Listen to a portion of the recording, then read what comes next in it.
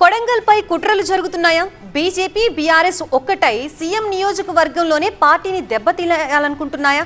SIR విషయంలో రాష్ట్ర వ్యాప్తంగా జరుగుతోంది ఒక ఎత్తు, కొడంగల్లో మరో ఎత్తు అని స్వయంగా రేవంతే చెబుతున్నారు. మరి రేవంత్ ఆక్రందన, ఆవేశం, ఆగ్రహం వెనుక ఏం జరుగుతోంది?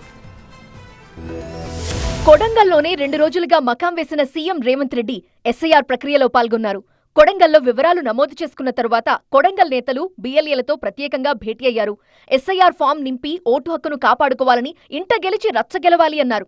కొడంగల్లో 78% ఎస్ఐఆర్ ప్రక్రియ పూర్తయిందని, 100కు 100% ఎస్ఐఆర్ కంప్లీట్ చేయాలని ముఖ్య నేతలను, క్యాడర్ను ఆదేశించారు సీఎం రేవంత్. ఇంట్లో గెలిచి రచ్చ గెలవాలన్నారు. కొడంగల్ అగిన అనే దెబ్బ తగిలిందంటే రాష్ట్రంలో ఏం చెప్పినా ఉత్తజోలే అవుతుంది. అవునా? అందుకే అందరికంటే నెంబర్ 1 మనం ఉండాలి. అలా పొజిషన్ నెంబర్ 1 మనకుంటే ఇందులో కూడా మన నెంబర్ 1 ఉండాలి.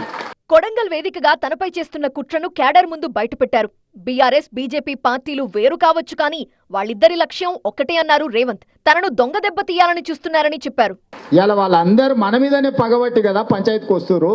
మన దెబ్బకే కదా బీఆర్ఎస్ వాళ్ళు, బీజేపీ వాళ్ళు మొన్నటి వరకు నిప్పు ఉప్పు లాక్కున్నోళ్ళు, తాస్పాము ముంగిసలాకున్నోళ్ళు ఇప్పుడు అల్లై బల్లై వేసుకొని తిరుగుతున్నారు చీకట్ల.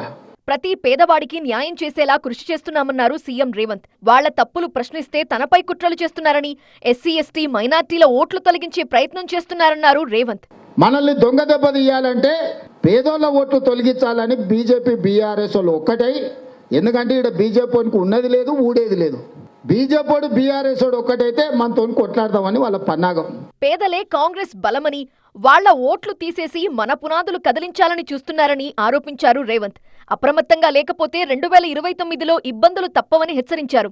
ఎస్సీల ఓట్లు, ఎస్టీల ఓట్లు, మైనార్టీల ఓట్లు తొలగిస్తారు. ఎందుకంటే ఎస్సీలు, ఎస్టీలు, మైనార్టీలు 90% కాంగ్రెస్ పార్టీకి ఓటేస్తారు.